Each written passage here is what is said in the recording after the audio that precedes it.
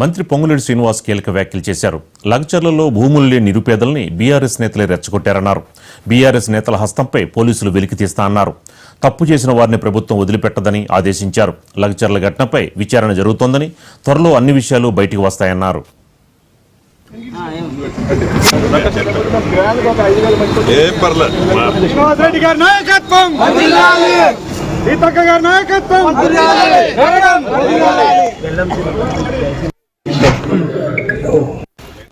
Pharma city అని గౌరవ ముఖ్యమంత్రి రేవంత్ రెడ్డి గారి కాన్స్టిట్యున్సీలో మొన్నటిదాకా ఎలా గెలగబెట్టిన పెద్దలు కన్ను సైగల్లో వారి స్వార్థం కోసం ఎవరైతే నిస్వార్థంతో పనిచేసే ఉద్యోగస్తులని భయభ్రాంతులను చేయటం కోసం తెర వెనక ఉండి ఉద్యోగస్తుల్ని వారి ప్రాణానికి ఒక భయాన్ని కల్పించే విధంగా గత ప్రభుత్వ పెద్దల ఆలోచనలతో ఎలా చేశారో మనందరం ప్రత్యక్షంగా రాష్ట్ర ప్రజలంతా చూశారు. ఆ భూములు లేని నిరుపేదలకి రెచ్చగొట్టి ఆ కలెక్టర్ ని చంపాలని ఎలా ప్రొవోక్ చేశారో ఇదంతా చూస్తున్నాం. ఆనాటి ప్రభుత్వ పెద్దలకి ఈ వేదిక ద్వారా ఒకటే చెప్పదలుచుకున్నా, ఇలా రెచ్చగొట్టడం, ఉద్యోగస్తుల్ని భయభ్రాంతుల్ని చేసి వారి ప్రాణాలని పణంగా పెట్టి ఏది పని చేయాలని తాపత్రయపడుతున్నారో దానిని బ్రేక్ చేయాలని ఎవరైతే కొంతమంది పింక్ కలర్ నాయకులు, అందుట్లో మామూలు నాయకులు కాదు అసలు నాయకులు పాత్ర ఉందో ఆ పాత్ర అంతా ఈ రాష్ట్ర ప్రభుత్వం ఎక్స్రే తీసినట్టు ప్రతి దాన్ని తీస్తది. తప్పు చేసిన ప్రతి వాడిని ఈ ప్రభుత్వం వదిలిపెట్టదని కూడా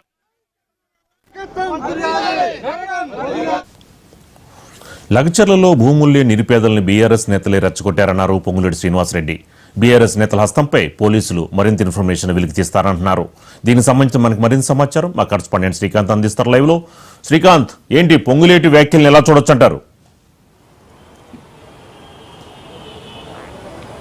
సీతారామరాజు, గత ఇదే ఇన్సిడెంట్ జరిగిందో కలెక్టర్పై దాడి సంఘటన జరుగుతున్న అప్పటి నుంచి ఈ లగచర్ల ఘటన చుట్టే ఈ రాష్ట్ర రాజకీయాలను తిరుగుతున్నాయని చెప్పవచ్చు దాదాపుగా. ఎందుకంటే ఒక ప్రభుత్వ అధికారిని హత్య చేయడానికి ప్రయత్నం చేశారు గ్రూప్ 1 అధికారిని అని చెప్పి కొద్దిసేపటి క్రితం శ్రీధర్ బాబు కూడా ప్రెస్ మీట్లో చెప్పిన పరిస్థితి.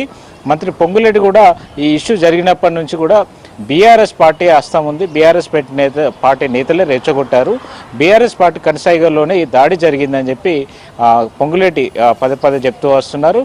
ప్రభుత్వంలో ఉన్న పెద్దలందరూ, ఇటు మంత్రులు కావచ్చు, పార్టీకి సంబంధించి కాంగ్రెస్ అధికార పార్టీకి సంబంధించినటువంటి నేతలు కావచ్చు, బీఆర్ఎస్ పార్టీ బీజేపీ కలిసి ప్రభుత్వాన్ని అస్థిరపరిచేందుకే ఈ రాజకీయ దానికి తెరలేపారని చెప్తున్న పరిస్థితులు కనిపిస్తున్నాయి. అయితే ముఖ్యంగా మనం ఇక్కడ చూసుకుంటే లగ్చర్ల రోజు కలెక్టర్ ప్రతీక్ జైన్ వెళ్ళినప్పటికీ అక్కడ ఏదైతే ఇష్యూ జరిగిందో సురేష్ అని చెప్పి ఆరోపిస్తున్నారు.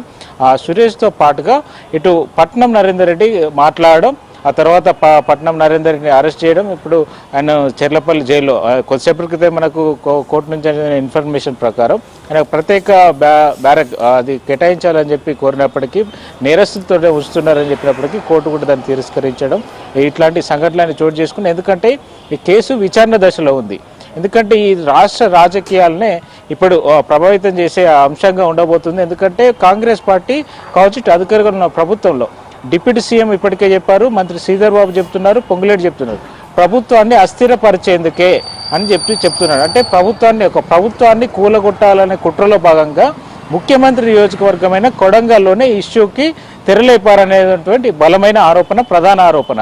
అంటే ఇది చాలా ఇది కీలకంగా ఉండబోతుంది. ఎందుకంటే ఇప్పుడు విచారణలో ఏ అంశాలు, అంటే ప్రభుత్వాన్ని కూలగొట్టేందుకు, అల్లర్లు చెలరేగేందుకు, అల్లర్లు లేపేందుకు ఎలాంటి కుట్ర పడ్డారు, అంటే ఇది కుట్ర కోణం దాగి ఉందా లేకుంటే అనుకోకుండా జరిగిందా, రైతుల కోణంలో జరిగిన ఆందోళన, ఇవన్నీ అంశాలు బయటికి రానున్నాయి. ఎందుకంటే కాల్ డేటా ఇక్కడ మనకు కీలకం కాబోతుంది.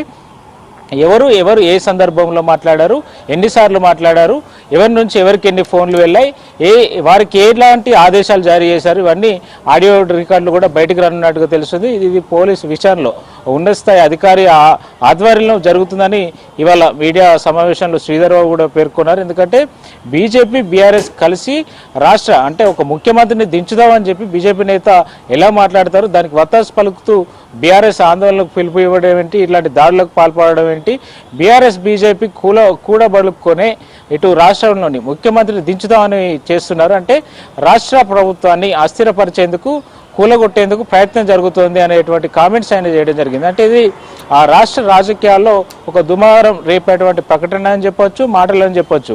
అంటే ఈ కోణంలో అంటే ప్రభుత్వాన్ని అస్థిరపరిచేటువంటి ప్రయత్నాలు చేశారనే కోణంలోనే ఈ దర్యాప్తు అంతా జరుగుతుందని చెప్పొచ్చు.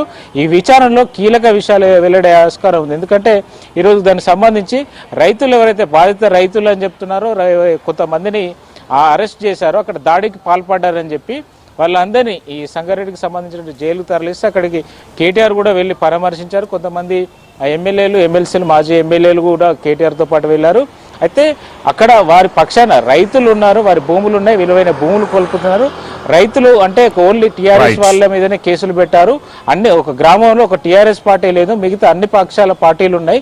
అయినప్పటికీ టీఆర్ఎస్ నే టార్గెట్ చేశారు. సురేష్ అంటే మా కార్యకర్త కావచ్చు, కానీ అందులో ఆయన భూమి, అక్కడ రైతు, ఆయన భూమి కోల్పోతున్నటువంటి సిచ్యువేషన్ కనిపిస్తుంది. అయితే మనం మెయిన్గా పొంగులేటి వ్యాఖ్యలు కనుక తీసుకున్నట్లయితే ప్రభుత్వం చాలా సీరియస్గా దీనిపై దృష్టి సారించిందని చెప్పవచ్చు. రానున్న రోజుల్లో అంటే ప్రభుత్వం విచారణ వేగవంతం చేసింది. విచారణలో వచ్చిన రిపోర్టు ప్రకారం తీవ్రమైన చర్యలు తీసుకునే అవకాశం అయితే కనిపిస్తుంది. Sitaramaraju. Right, thank you Srikanth.